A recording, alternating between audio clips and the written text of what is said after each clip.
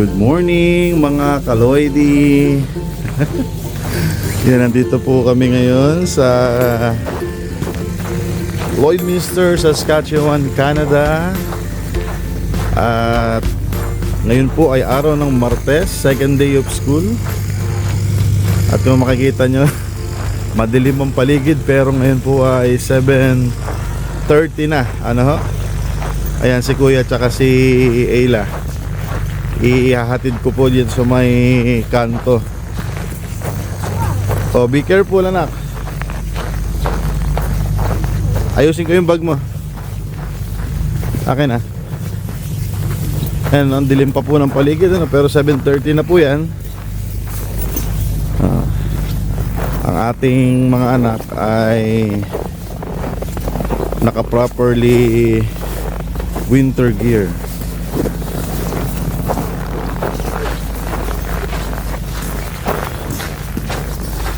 Ang dating ng bus ay mga ano yan eh, supposedly 7:47. Pero may pangyayari po na mga 7:42 dumaan. Bago daw yung bus driver. Baka hindi pa masyadong oriented sa time. O hindi naman o sa hindi oriented kundi nalitot. Ayun, maraming naiwan ng bus. Buti na lang si Marcos nung time na yon maagang lumabas. Kaya nakasakay siya ng school bus nila. Yan. Wala pa mga student. Kanya po, lapit lang namin doon sa bahay. Mga ano lang mga sabihin natin 1 minute na lakad o 1.5.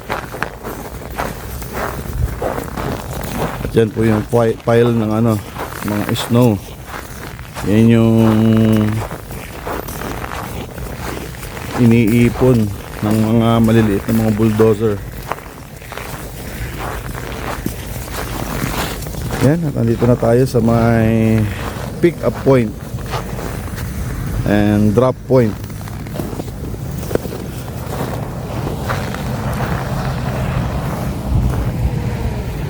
-18 feels like -26. Meron na rin mga ibang estudyante. Kayla,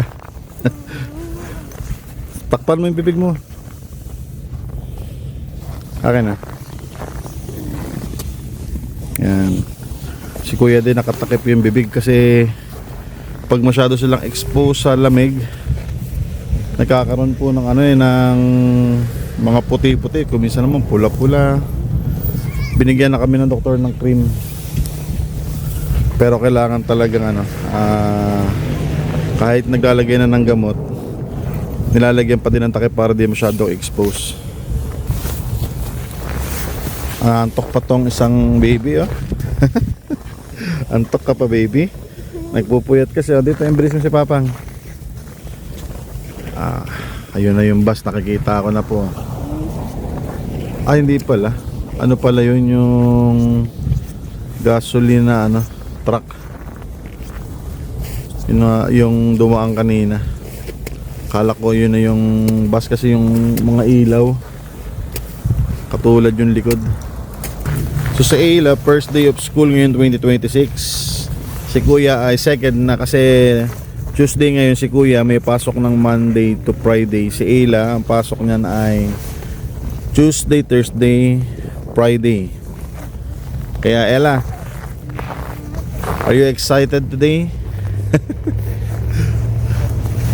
But you don't look excited. Because I'm tired. Oh, you're just tired. You know why you're tired? You feel tired? You didn't sleep early last night. I did. No? You sleep late. That's why you feel tired today. That's already your school bus. My school is there.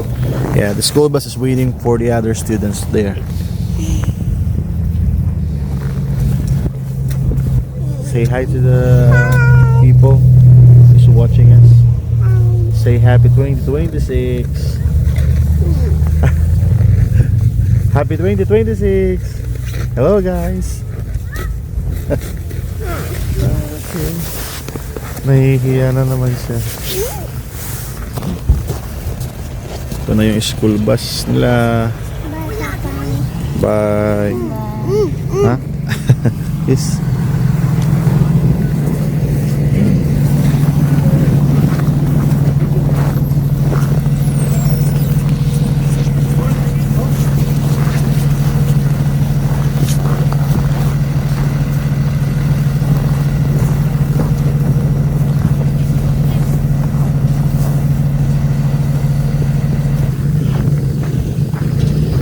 So nakita ko yung bus driver, kakilala ko pa. Ano pala, nagre-reliable pala yung mga driver ng mga ng mga bus. Kasi alam ko nagda-drive yun. Kaya lang hindi ko alam na pwede pa lang makapag-drive siya ng number ng bus ng mga anak natin Kaya nagbatian kami ng konti. Yan, at nakita nyo naman yung mga bata dito. Sanay na silang sumakay. Kita nyo yung mga nakapila doon kanina, mga bata. Lalo na yung mga dito talaga lumaki. Yung mga born and raised na rito, mga Canadian. Na sa kanila yun, parang pangkaraniwan na lang. Kaya ang isang unang natututunan po ng mga bata dito sa Canada is survival. And yun nga, magkaroon ng, lagi kong nababanggit yung sense of danger. Yun, habang lumalaki sila, natututunan nila yung mga skills na yun. Kaya paglaki nila, second nature na lang nila yung mabuhay sa ganitong uri ng environment. Po. Okay, so kumusta po kayo ngayong 2026 dito sa Canada? Ang buhay weather lang. Parang Pilipinas na weather lang. Hindi po, ganun pa din.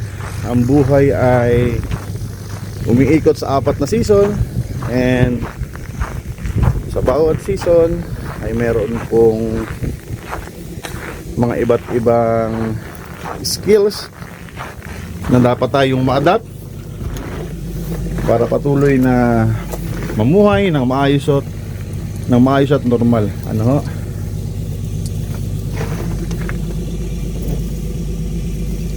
Ang lamig.